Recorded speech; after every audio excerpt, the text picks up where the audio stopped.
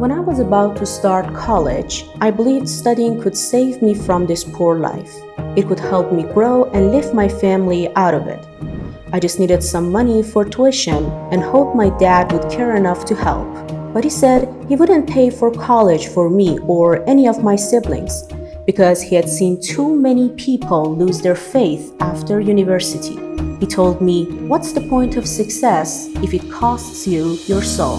Welcome to the last episode of the Broken Ladder Project, where we dive deeply into different aspects of inequality based on the original book. Before getting started, don't forget to like this video and subscribe to Human Egg YouTube channel for more content on social and economic issues. Alright, now let's go for the final episode and learn what it means to live in a world vertically.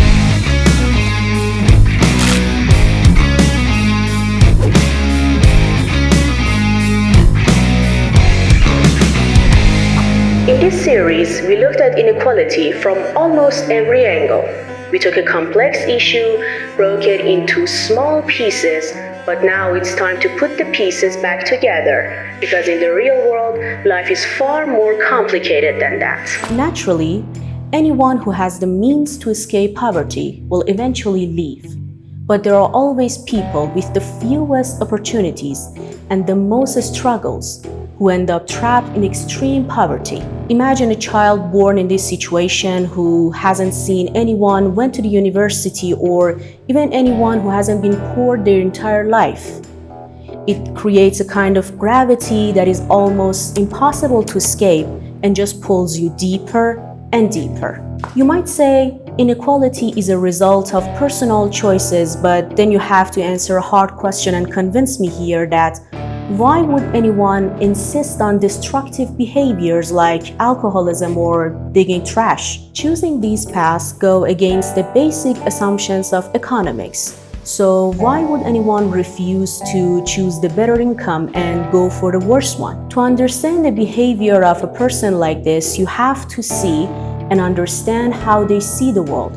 You have to learn about their disappointments, their failures, their dreams, and the small attempts they make just to survive. You also need to understand the cycle that they are trapped in, the harm cycles. Then, when you understand their world and how they behave, then you might see that advice like, just start a business or get your life back together sounds so stupid, just like an empty drum echoing in the distance. The same broken cycles that trap the poor turn into virtuous cycles for the wealthy. If you're willing to sacrifice today for a greater reward tomorrow, then you probably grew in a place that this kind of investment actually paid off. If you believe most people can be trusted, and if your stress levels go back to normal after a crisis, you probably believe that you are living in a world that is relatively predictable, stable, and safe. You are born for long-term success,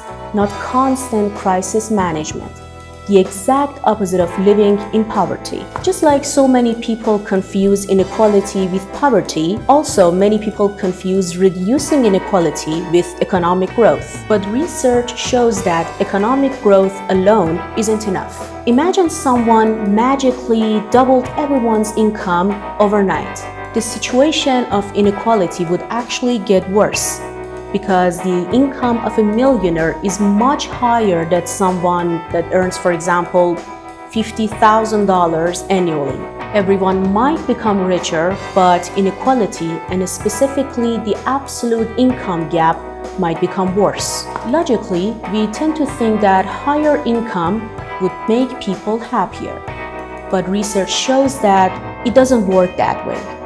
An economist named Richard Easterlin found that within a single country, richer people with higher incomes are, yes, happier than poor people, but only up to a certain point. After that, increases in income quickly become the new normal.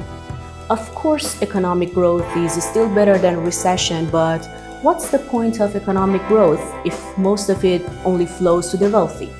It just makes inequality worse. The Broken Ladder book proposes a two-part approach.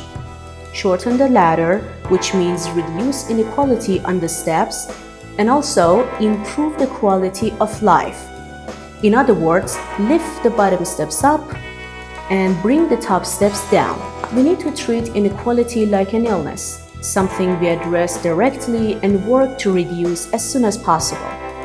Policy, medicine, and education are all valuable, I admit, but the most important factor behind all of these issues is economic inequality. It would be awkward to ignore the main cause and only focus on the side effects. The goal isn't to eliminate inequality in all levels. That would be unrealistic. What we want is to bring the level of inequality to a more human stage, where people still have space to grow and compete. Some levels of inequality are unescapable, and they are the result of living in a competitive and in a market economy. But when the steps of the ladder become too far apart, it will be extremely difficult to climb it. Experts have suggested many ways to reduce inequality, from raising the minimum wage to boosting unions, increasing income tax, global basic income, or even implementing wealth taxes, which is absolutely our favorite one at the Human Egg Foundation. But before doing all of these, we should answer a question that how are we comparing ourselves to other people?